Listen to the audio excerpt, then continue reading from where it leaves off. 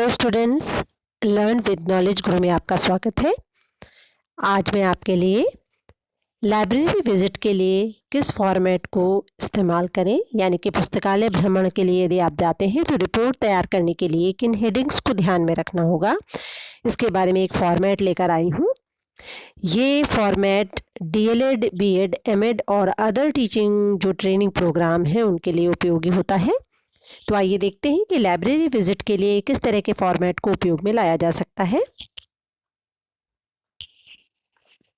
Library visit करते समय सबसे पहले जो ध्यान में रखना होगा कि उसके थ्योरेटिकल एस्पेक्ट को रिपोर्ट में तैयार करना होता है। थ्योरेटिकल एस्पेक्ट यानी कि सैद्धांतिक पक्ष, जिसमें कुछ हेडिंग्स आपको दिखाई दे रही हैं स्क्रीन पर। सबसे पहले आ जाता है इंट्रोडक्शन, भूमिका, मीनिंग ऑफ लाइब्रेरी, पुस्तकालय का अर्थ क्या है, कैरेक्टरिस्टिक्स ऑफ लाइब्रेरी, पुस्तकालय की विशेषताएं, ऑब्जेक्टिव्स ऑफ लाइब्रेरी, पुस्तकालय के उद्देश्य क्या हैं, importance and need of library, पुस्तकालय की महत्व और आवश्यकता, बिल्डिंग ऑफ लाइब्रेरी यानी कि लाइब्रेरी की बिल्डिंग कितनी कैसी होनी चाहिए, क्या है, थ्योरेटिकल एस्पेक्ट आपको इसमें देना होगा। फिर आता है ऑर्गेनाइजेशन ऑफ लाइब्रेरी, विद्यालय जो विद्यालय में भी लाइब्रेरी होगी उसका संगठन कैसे किया जाता है। फिर आता है टाइप्स ऑफ लाइब्रेरी, लाइब्रेरी कितने प्रकार की होती हैं।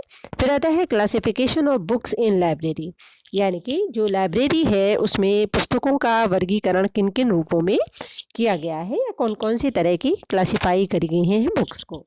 प्रैक्टिकल एस्पेक्ट यानी कि जब आप किसी लाइब्रेरी का विजिट करने जाते हैं, भ्रमण करने जाते हैं किसी स्कूल में, या निर्धारित सिलेबस या कोर्स के अनुसार आपको जिस भी स्तर की लाइब्रेरी का विजिट करना होता है, तो उसके लिए आपको कुछ बातों को ध्यान में रखना होता है कि किन पॉइंट्स को लेकर आप विजिट करेंगे। तो सबसे पहला होता है ऑब्जेक्टिव्स ऑफ लाइब्रेरी विजिट, यानी कि लाइब्रेरी विजिट का उद्देश्य क्या है।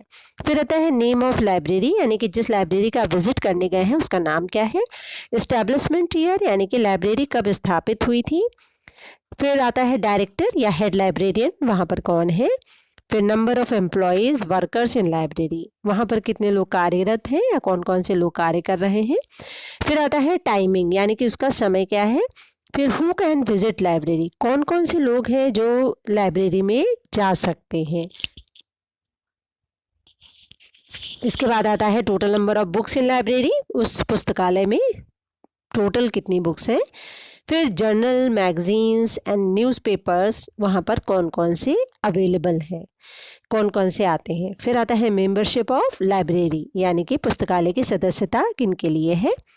फिर लोकेशन ऑफ लाइब्रेरी, लोकेशन क्या है लाइब्रेरी की, किस जगह पर है, किस स्थान पे। यदि स्कूल में है तो स्कूल में कहाँ पर है, और यदि किसी सार्वजनिक पुस्तकालय का आप भ्रमण कर रहे हैं तो उसके आधार पे आपको बताना होगा। फिर आता है इंफ्रास्ट्रक्चर ऑफ लाइब्रेरी, यानी कि जो पुस्तकालय है उसका इंफ्रास्ट्रक्चर कैसा है, किस तरह की बिल्डिंग है या किस तरीके का वहाँ पर व्यवस्था की गई है। फिर आता है एनवायरनमेंट ऑफ लाइब्रेरी, यानी कि पुस्तकालय का वातावरण कैसा है। चूँकि पुस्तकालय पढ़ने के लिए और पुस्तकें प्राप्त करने दोनों तरह की व्यवस्था को संचालित करता है, तो एनवायरनमेंट ऑफ लाइब्रेरी भी इम्पॉर्टेंट हो जाता है।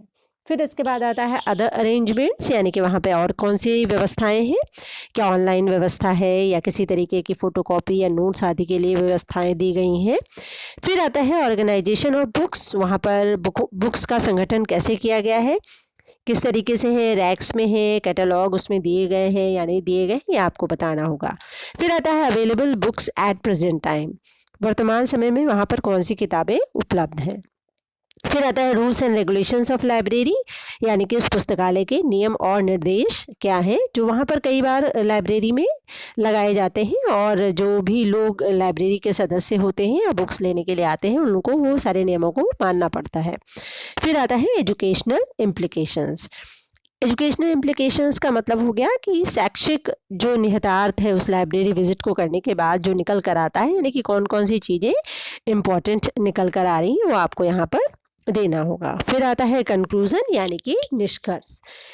इस जो भी पुस्तकालय का आपने भ्रमण किया है, विजिट किया है, उसके आधार पे आप क्या निष्कर्ष निकालते हैं। तो इस तरीके से यदि आप लाइब्रेरी विजिट करते हैं तो ये आपके लिए काफ़ी उपयोगी रहेगा। अगर आपको ये वीडियो पसंद आए तो कृपया इसे लाइक करें और चैनल को सब्सक्राइब करें। Thank you.